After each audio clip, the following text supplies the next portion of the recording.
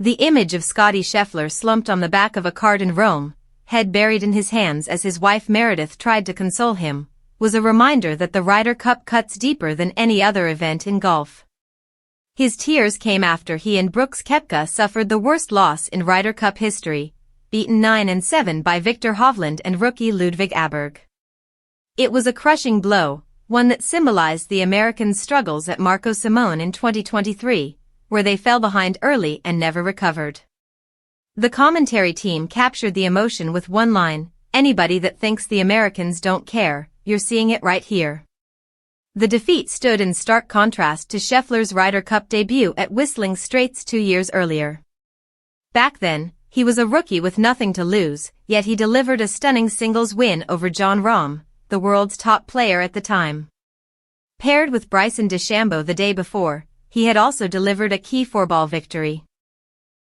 That version of Scheffler seemed fearless, a player rising to the occasion with joy and confidence. By 2023, however, he had already experienced both ends of the Ryder Cup spectrum, the ecstasy of victory and the despair of historic defeat.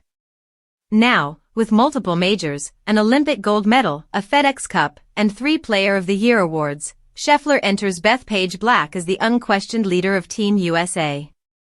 His captain, Keegan Bradley, calls him the team's quarterback, comparing his dominance to Tiger Woods. Teammates see him as both a role model and a relentless competitor who thrives under pressure. Xander Schauffele admitted it's demoralizing to chase Scheffler on leaderboards, but as a teammate, he welcomes his presence. Scheffler himself shrugs off comparisons to Tiger, reminding everyone that 4 majors are still a long way from 15. He often speaks about perspective, crediting his family for grounding him and admitting that golf's joy is fleeting compared to being a husband and father.